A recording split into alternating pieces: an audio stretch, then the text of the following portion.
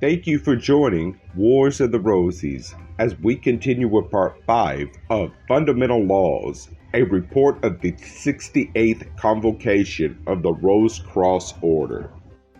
A truly mystic seal, the Great Seal of the United States and its mystic significance. Most Americans have a dim idea that the Great Seal of their country shows an eagle, a constellation of stars, an olive branch signifying peace, and a set of 13 arrows, which probably means war in case of necessity. But few have ever seen the reverse side of the seal or even suspected it exists. Nor has the reverse side ever been cut, a strangely restraining hand having seemingly been laid upon every attempt to bring it before the public. When the large painting of the reverse side, which was ordered, made together with the familiar obverse for the government display at the Chicago World's Fair, was to be hung, those in charge exclaimed, "What a peculiar design! Why were we given this inartistic symbol?" And once more the white stone was rejected.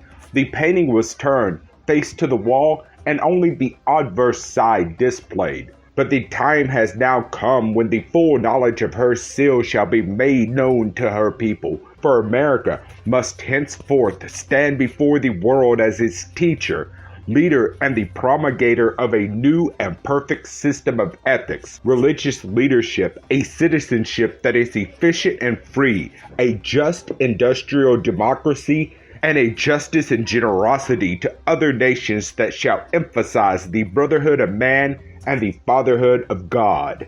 Late in the afternoon of July the 4th, 1776, the new Continental Congress resolved that Dr. Franklin, Mr. J. Adams, and Mr. Jefferson be a committee to prepare a device for a seal of the United States of America. That committee was identical save for the omission of Robert Livingston and Roger Sherman, with that which had drawn up the Declaration of Independence. The Declaration had been signed about 2 o'clock in the afternoon, and Congress desired to at once complete the evidences of the independence of the United States by formally adopting an official seal of sovereignty and a national coat of arms.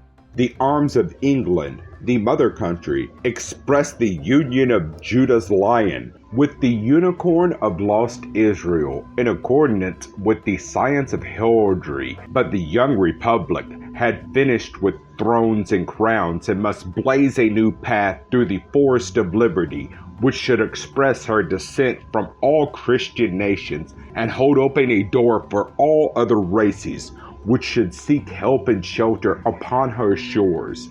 A knowledge of heraldry was considered a part of an education in the early colonial days, and it was through William Barter, son of the rector of St. James Episcopal Church of Philadelphia, learned in heraldry, and through Baron Prestwich of England, that the designs expressed of the American destiny were given and drawn. Yet other dabblers in heraldry failed utterly to understand the mystic meaning of these seals.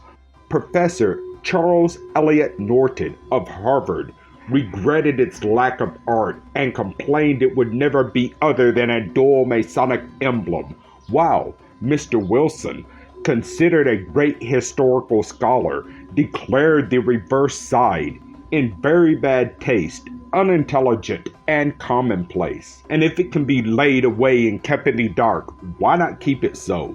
Even the constellation of 13 stars came in for criticism as very bad heroically. Again and again, the pyramid with the white copestone and the glory were rejected until in 1916, members of the Rose+croix Order, Illuminati, and others of the six-pointed star of the seal hung it officially in their classrooms and declared it as expressive of their philosophical religion, the wisdom of the common people, rather than of the collegium. And the two sides of our seal are expressed in heraldry, countless ages of the evolution of man, from the time of his so-called fall, through his progress in Egypt or Eagle Land, where for a time a wondrous race, incarnated to build astounding monuments, receded but returning again as the Hebraic Confederation, to receive the knowledge of ancient Atlantis in the shade of its ancient altar, the Great Pyramid, uniting in a blaze of glory in the building of Solomon's Temple, parting the northern tribes to leaven, though lost to history, all Europe, Judea, and part of Benjamin and Levi, returning to hold Jerusalem until the Master Jesus should be born, journey down into Egypt to the ancient altar and receive light yet left in the land of darkness. In that day shall there be an altar to the Lord, a pillar in the midst of Egypt, upon the borders thereof, and it shall be for a sign and a witness unto the Lord, says Isaiah. It is needless for learned historians to tell us, who hold the records, that the Great Pyramid is but 6,000 years old, for we know it to have been built when the morning stars sang together and the sons of God shouted for joy in the far Edenic period, when Atlantis the mighty stood in her purity, where in part America now stands, built at the center of the earth as a temple of the highest initiation, symbolic of a perfect man, foursquare in body, mind, soul, and spirit, with its white copestone, symbolic of complete immortality. It represents the measure of the earth, as well as that of the universe, and the evolution of man through these countless ages of reincarnation, now drawing to a close. Thither the Atlanteans went for instructions in its galleries and rooms at the hands of mighty priests, of the priest of Melchizedek and Osiris brotherhoods, and throughout the succeeding ages, those who would attain self-mastery have turned their footsteps towards the ancient centers. Note, as this book is being printed, we receive information of two associations using the title Order of Melchizedek or like it. One is a spiritualistic body and the other a pure fraud. Neither body has the right to the title, as this belongs to the Magi, who has used it for unknown years. Any body of men claiming or using this title does so without any authority, and they are not members of any Order of Melchizedek, given by order of the Royal Fraternity Association Incorporated.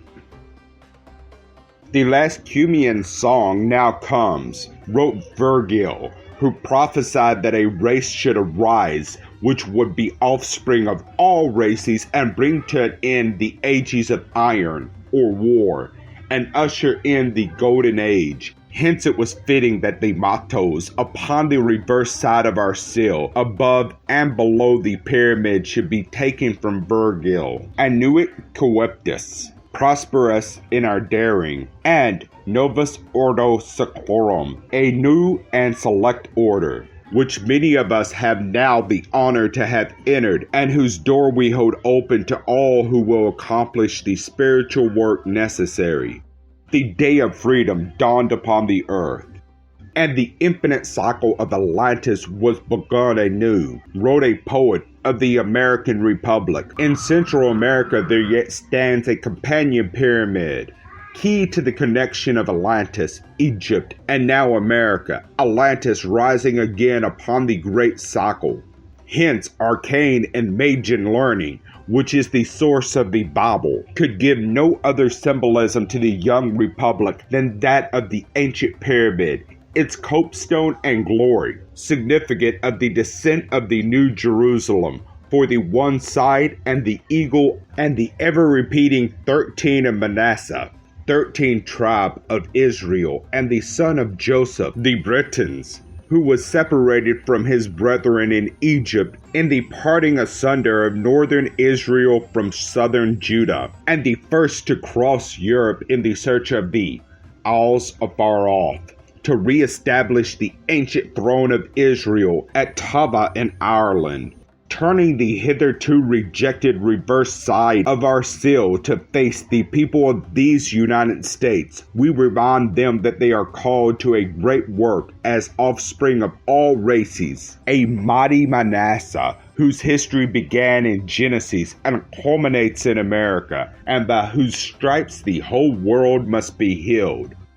Joseph, our father, married a daughter of a priest of the temple of On in Egypt, we are told, and today one pillar of the ancient temple stands in London, while its mate stands in New York. These are our reminders of our connection with Egypt, with all Europe, and with our father, Joseph, as an Anglo-Saxon culmination of all of Israel, and that through our union between those pillars must all the world pass into Ephraim or Shiloh, the millennium to which Israel alone of all nations looked forward, and by the measure of whose 12 tribes the whole earth was appointed. The whole Bible is written in the stars, both the law and the gospel, while esoterically the entire story of man is set forth upon the Sea of Manasseh.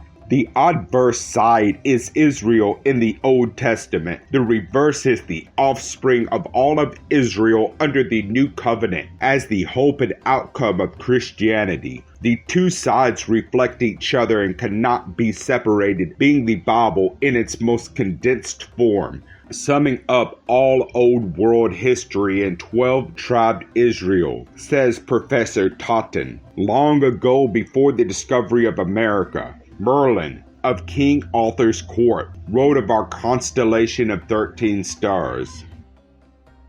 When the cock, which is France, shall woo the dove, being America, mother and child shall cease to love, referring to the rebellion of colonies. When the cock, again being France, shall guard the eagle's nest, representing France's aid. The stars, which is our constellation of 13, shall rise all in the west. The 7 and 6 shall make but one.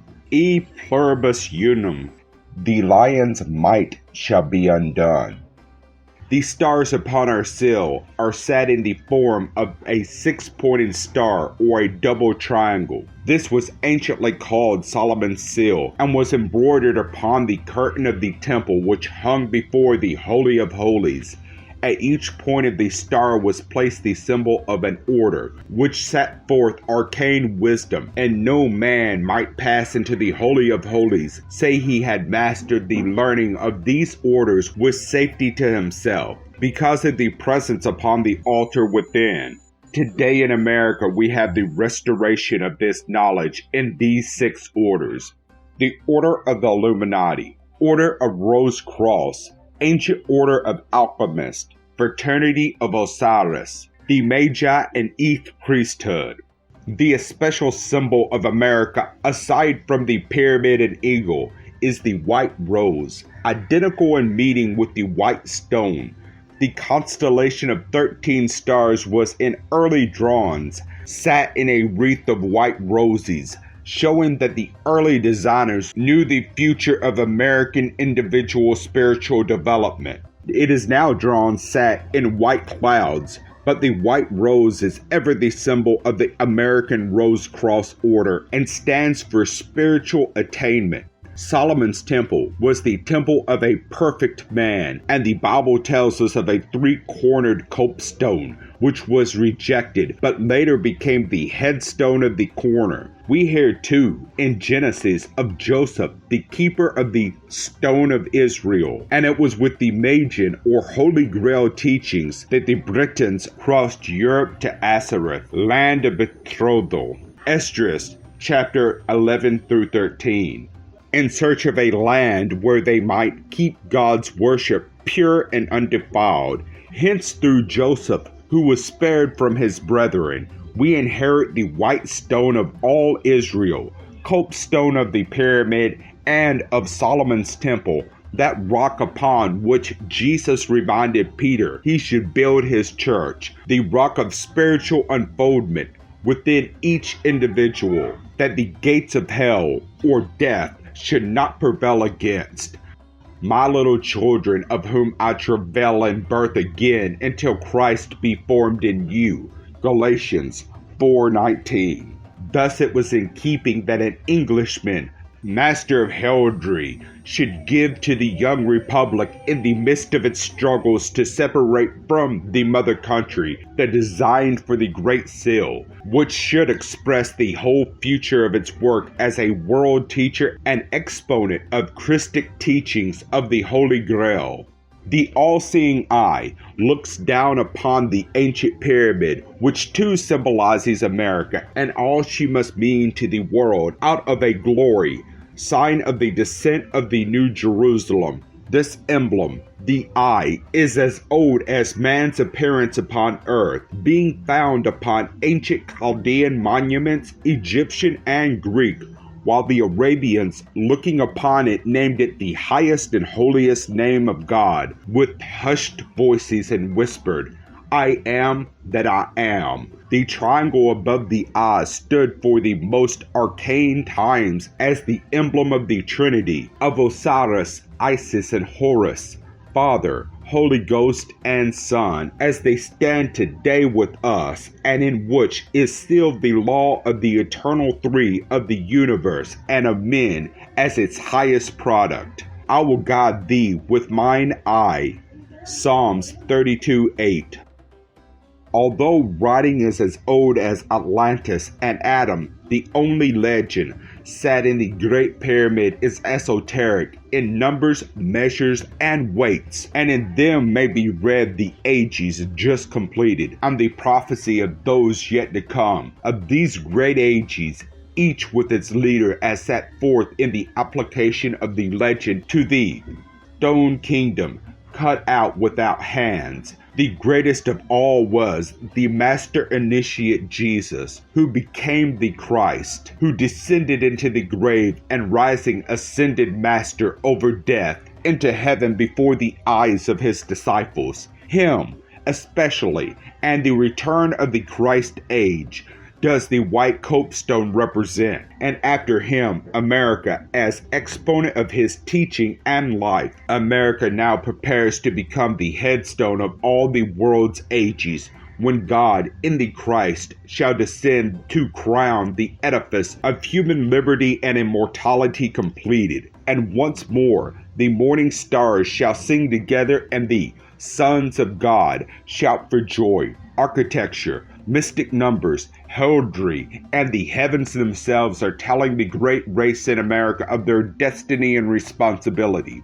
As the head, body, and limbs of the great image, made of different metals, represented each messianic age, a new truth, and an empire directly relating to some manifestation of that truth. So must America represent the white stone, a nation, fashioning itself until it shall have obtained the messiahship over all nations, overshadowing all that has preceded it. This cannot be accomplished until each citizen has thrown aside the veil which layeth over his face, shall no longer see through the glass darkly, but face to face, when Judea shall no longer vex Israel, nor Israel envy Judea, but prepare to come together into that land which the Lord has given them for an inheritance forever. The time has come spoken of by Isaiah the prophet, when though the learned cannot read the book because it is sealed, nor the unlearned because he is unlettered, yet shall the book be unsealed, for the ancient wisdom applies to the individual and his following of the Christ in the quest of the Holy Grail,